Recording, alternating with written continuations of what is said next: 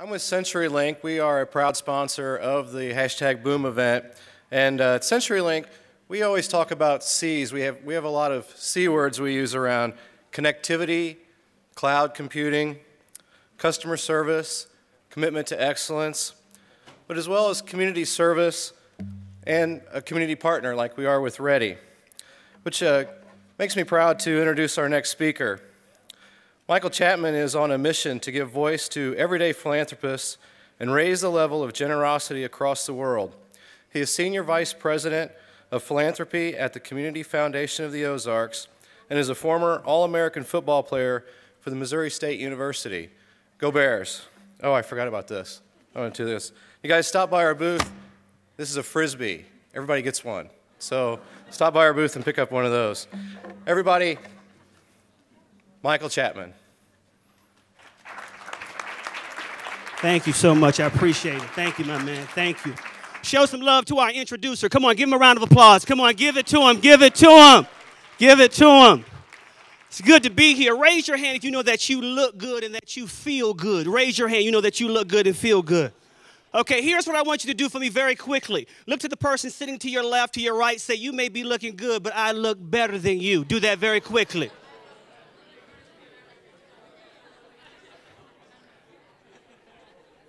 Everybody come back for a second. See, I am a person who truly believes that one person can change the world, that one person can truly make a difference. I was raised by my grandmother. My grandmother said you need 3 things to be successful. Number 1, you have to have a passion for what you do. Number 2, you have to have a sense of purpose, and you have to take pride in what you do.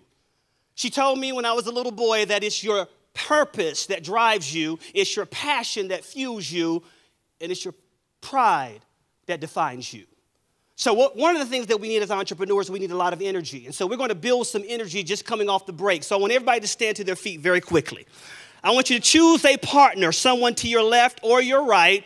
Turn around and face your partner and look at him right in the eyeballs, right in the eyeballs.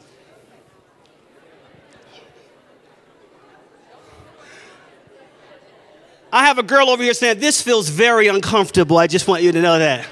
Okay, I want you to look at your partner. I want you to say these words. Today is the day that I will start to live my dreams. And I'm going to need your help. If I should fade out at any time during Michael's presentation, you have my permission to smack me across my head. Give yourselves a round of applause. You may be seated. Thank you. Thank you. As I was preparing for this talk last night, I want you to know that I'm a proud father of 3 children. My youngest son named Zion, they called him Fro-Bro because he has this big old school Michael Jackson afro. And I was sitting down with Zion last night and I said, Zion, I'm going to be driving from Springfield, Missouri to Columbia, Como. And I'm going to be giving this presentation to a group of young entrepreneurs. What advice would you have for Dad as I impart some knowledge with them? And I expected something profound to come out of the lips of an 11-year-old. He said, my advice is very simple. Don't suck. So I'm going to try not to do that today, okay? I want to try to deliver. I grew up in Miami, Florida. I'm from the Sunshine State. And I learned about the power of generosity early on. True story I'm about to share with you about how my life unfolded into a movement that would now become Why I Give. Why I Give is the fastest growing generosity movement on Twitter. I started about two and a half years ago. I'm just shy of 300,000 followers on Twitter. It is the second fastest movement, second to a movement that was started by Bill Gates and Melinda Gates. You're familiar with the movement Giving Tuesday. So growing up in Miami, Florida, I was a senior at a high school there. And there was this one young lady in our school that everybody was afraid to ask to go to our prom. Her name is Stephanie. There's only one word that describes Stephanie. She was fine. My friend said, Mike, don't even go there. You don't have a chance. She will never go out with you. She was coming out of her English class one day. She was walking over to a locker. My best friend said, Mike, go make your move. As she started to open up the combination to her locker, I tiptoed behind her. I tapped her on the shoulder. I said, Stephanie, Word is spreading fast around the school that you don't have a date for the prom. I would be honored if you would go out with me. And she looked at me and she said, I'll think about it. Now, many guys in this room would have accepted as rejection, not your speaker. I said, girl, you take as much time as you need because I'll be back tomorrow to ask you the same question. I went home, I saw my grandmother, I gave my grandmother a high five. We did the chest bump. I said, Grandma, there's this girl that everybody has told me that she would not go out with me. And my grandmother said, Mike, you go ahead and you just ask her. Because one of the things I learned early on the other side of your fear is the greatest opportunity of your life. And there are some people who are sitting here who are going to walk away with a lot of ideas today about what it means to truly be an entrepreneur. And that one word called fear will stop you dead in your tracks. So my message to you today is that when you feel the fear as an entrepreneur, you have to feel it and do it anyway. Because on the other side of your fear rests the greatest opportunity of your life. So armed with that ammunition, I showed up the very next day. And Stephanie was coming out of her English class a second time. And my best friend said it once again, go make your move. I walked over to Stephanie. I tapped her on the shoulder. I said, Stephanie, did you have a chance to think about what I asked you on yesterday? She said, yes. I would love to go out with you. I was like, yeah, who's the man? Who is the man? So I gave Stephanie a hug for about 6 minutes. So after I put my shirt back on, I walked away. Just kidding. And so now it was time for prom. Prom that hadn't arrived. And the reason why people said that she would not go out with me is because we came from two completely different worlds. And what you will discover as you participate in this conference, that some of the entrepreneurs who start their business, the deck is stacked in their favor. They have access to capital through their parents, through friends. Some of us who want to start a business, we have access to no capital. But I want you to know that you can still make it. Talent is one thing, but your attitude will keep you there. These are intangibles that they can't teach you in business school. Your attitude will take you there. So it was prom night. My mom had this old beat-up Monte Carlo. My mother worked as a nurse's aide. My parents were divorced early on. Her father was a cardiologist, very successful. They live in an affluent area called Sans Souci. Could you repeat that with me? Sans Souci. Sans souci is a French word that means without a care. The implications being that your parents have so much money, they don't even think about it. So I got behind the wheel of my mom's Monte Carlo. Let me describe my mom's Monte Carlo for you. You know the kind of car that's so raggedy, so old, so beat up, the window won't roll down? The door handle is broken on the passenger side, on the driver's side. You have to walk around to the passenger side and open the door and scoot across. Nothing worked on my mom's Monte Carlo. I got behind the wheel of my mom's Monte Carlo on prom night. I drove to Sans Souci. Before guard gates were popular, you see, you couldn't get past the security guard unless your name was left in advance. When I pulled up to talk to the guard, there was a major problem. I couldn't get the window down to talk to the guard. So I wrestled and I fought with the window. I finally got it down, and I looked at the security guard. He said, how can I help you? He said, I'm here. I said, I'm here to pick up my date, Stephanie. He looked on the list. He said, young man, I've been expecting you. He walked around to the rear of the vehicle. He took down my license plate. He lifted up the security guard gate. I drove a few blocks, and there it was, this big mansion. I had never seen opulence, affluence, wealth, symbols of wealth in my life. I got out of the Monte Carlo. My mom had the nerve to have an alarm on the car. I walked away from the car. I was like, doot, doot, doot, boop.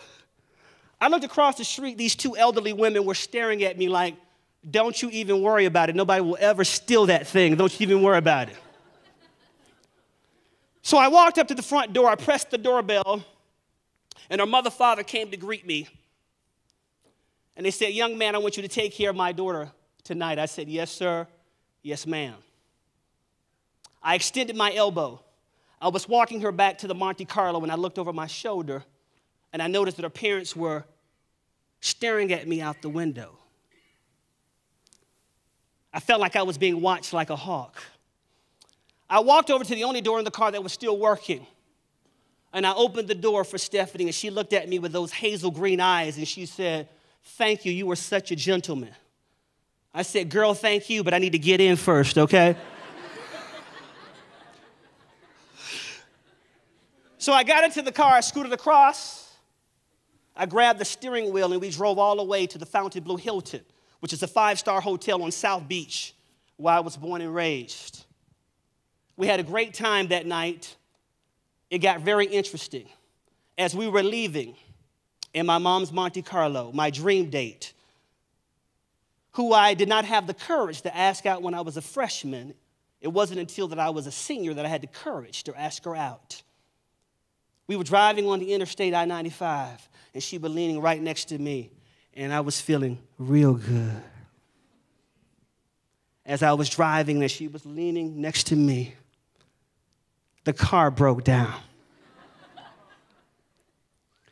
I said, "What are we going to do now?" She said, "We have to call." I said, "We have to call one of your parents." Our father came out in the family's Mercedes-Benz, the biggest one that you could purchase. Said, "Young man, get in."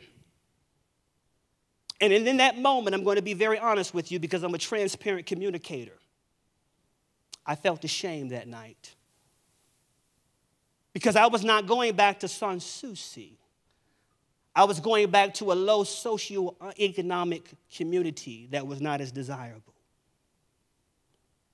And my grandmother had always told me, some people are afraid to be who they really are because if I really knew that, perhaps people would not like me. And as an entrepreneur, it's who you are that makes the difference. So as I heard Ethan speak earlier, talk about his company Beyond Meat and the challenges that he had with cash flow and employees, there are times in which we are called upon to have a gut check about who we really are. And I met her father. When her father said to me, "Young man, I don't care where you live, I don't care what you have. What matters is who you are. If you're good to my daughter, that's the only thing that matters to me." Now, I know you're probably saying here, this multi-millionaire family, I was dating their daughter. What happened? Stephanie dumped me. I see her all the time because I married her sister instead. So, I'm just kidding. I had some guy back there going, "Yeah." It's not true. But what I learned from the family when I was dating their daughter is that as an entrepreneur, your prosperity expands with your generosity. That it's never about the policies and the procedures of business. It's all about your purpose. And it's about the people that you serve.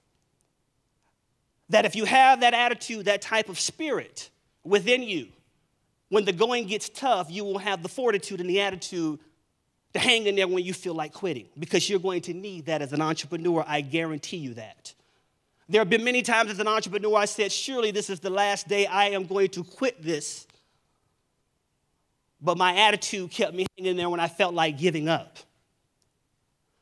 So Dr. Sean Siebert asked me to come here today to share my story about how I built a global generosity movement through Twitter. 2.5 years ago, I had 100 followers. I was not armed as an entrepreneur with the bank account as Bill and Melinda Gates, who can run space ads and hire consultants. I said that I was going to test the spirit of generosity, and I was going to start a movement every Tuesday night at 8 o'clock, 8 p.m. faithful, even if no one showed up to join me, because I was driven by my purpose. And for the first 6 months, there were just 2 of us tweeting away, and there was no one to join us. But I kept tweeting, and I kept tweeting. And then after a year later, the followers began to spike. Someone from the Gates Foundation tuned in and said, "This is an unbelievable movement." And they began to spread the word. Then Office Depot Foundation joined the movement, gave credibility to the movement, said, "We believe in what you're doing, young man. Don't stop it." And then it just took on a life of its own. That's how movements start.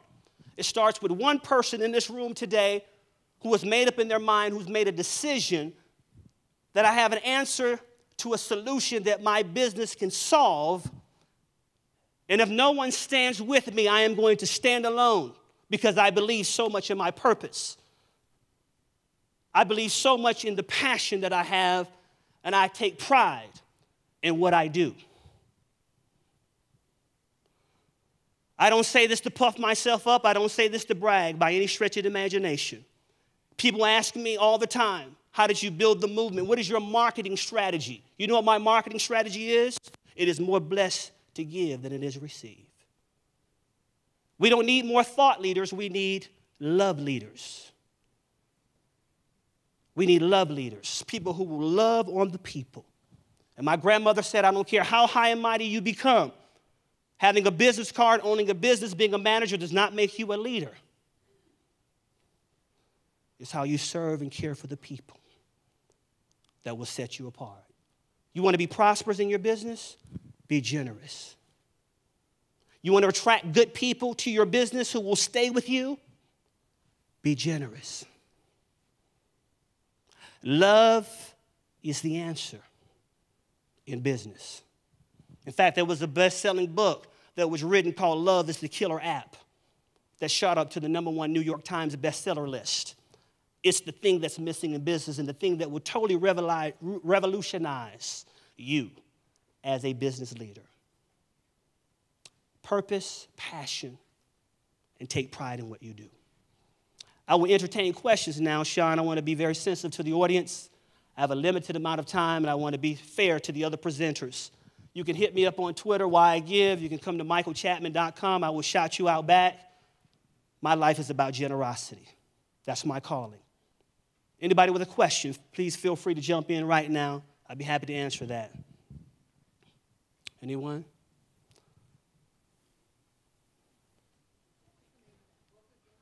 Love is the Killer App by Tim Sanders. Could you stand up, please? Thank you. What is the name of your organization? Sure, very good. The name of my organization, I work now for the Community Foundation of the Ozarks in Springfield, Missouri.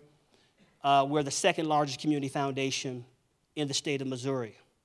And in terms of my own business, it's Michael Chatman, Inc., which I am known nationwide as someone who is an ambassador for giving. What you need to know about this in the field of philanthropy is that over the last 40 years, when you think about the gross domestic product for giving, it has been stuck at 2% for the last 40 years.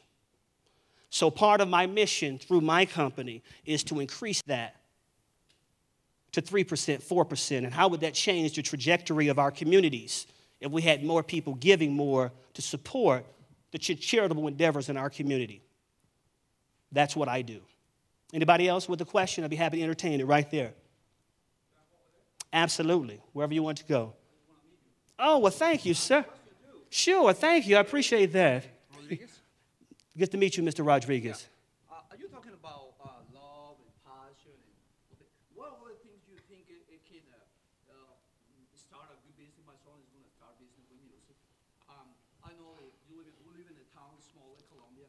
They say that if we can expand another state, right? Mm-hmm. Do you think the idea of overseas would be good too? Oh, absolutely. I do believe that. And there's something, I talk a lot about having a passion and attitude, but the other presenters will give you the intangibles, the things that you need, the inner workings of your business. The point that I'm stressing today is that when those things, someone said that an entrepreneur is a person who is willing to jump off a cliff and put together all the moving parts as they're going down. That's a definition. Also, I like when you say love. Love, absolutely. Number one. That's right. Respect. That's right, absolutely. Because there's no respect. Absolutely. Absolutely. And I agree with you that. Thank you, Mr. Rodriguez. Thank you so much. Thank you for all the love you've given me. Thank you, Mr. Rodriguez. Anybody else with a question right here?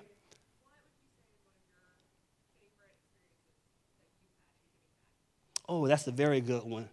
I would say, I'm sorry, what has been one of my favorite experiences in giving back? And I've had many of those. Probably someone who did not know me at all on Twitter, who had a need, and it was a student who was looking for a scholarship. And based on the fact that I have so many followers, my perspective on Twitter is not so much the number of followers that you have, but how can you steward those relationships? So it's kind of like Facebook in the sense that I treat all 300,000 as my friends if I could. And so I tried to connect the dots from that. So I had one student who did not have any money whatsoever and was going to have to stop going to school. And I was able to get her looped in with another one of the followers who was able to come in and meet that need. And I found that to be very gratifying. And that happens every single week through Why I Give. Every single week. Over here. And cut me off at any time when my time is up, please. Over here. Yeah, hello, everybody. My name is Obieze Agbo. But just a quick question. I also want to applaud you. A great presentation. Thank you. But anyways, you were talked about the many components of basically what you went through. And I feel like these day and age, people can get clouded by what success is supposed to look like. So what led to you, like what parts led to you finding your purpose? Because as I said, everybody thinks like getting this big Fortune 500 company is the big deal these days. So what really led to you finding your purpose, because it can get so clouded these days? I think what I had to do, what I did not say is that I used to work for Anheuser-Busch for 15 years before I started working for the foundation. And when you work for a very large organization with over 63,000 employees, which is multi-billion dollars, and you think about how the company is structured and how we get bought into the whole hierarchical structure of who's important and who's not. And so in order to find a way to get up and get excited about going to work and look beyond any challenges that I might have with even potential employees that I might have strife with, I had to really go within myself and find a sense of purpose as to why I was doing this. I had to find my own sense of fulfillment. How many of us have ever woke up in the morning, we had a good day, and then all of a sudden we saw someone who brought our day down? And it's those of us who are old enough to work, sometimes you can show up at work and not even see the person. You just see their car and you're mad. You're just mad. And so I had to say, what's my purpose for doing this? So I started taking it more personal. Okay, are we done? Or we have one more? Right here. Robert, I was curious, when you are trying to expand on your ideas, okay, I'm sure you get met with fear, and you were talking about fear. Mm-hmm. So when you feel the need to contract, when you get the fear, what combats that and what kind of pushes you past that contraction and makes you expand? If I'm very honest, which I am, I had one of those moments just yesterday, and I came to this conference to uplift me. So it's not just the fact that I'm a speaker here today. I need to be around this energy to remind me of my purpose as to why I'm doing it. So when Lauren and Ethan and some of the other communicators spoke before me, I found myself getting inspired again to believe again. Because even as an entrepreneur right now, there are some things that I'm trusting for, hoping for, believing for, that I need to get my hands on some access capital to take it to the next level. And I needed to come here. Even though Dr. Sean didn't write me a check today, I'm here to find inspiration to keep on doing what I'm doing. So that's how I stay fired up through coming to conferences like this. Absolutely, absolutely. So turn it back over to you. Thank you for the opportunity. Thank you very much. Thank you. Thank you. Michael Chatman of Why I Give, hashtag Why I Give. Thank you so much.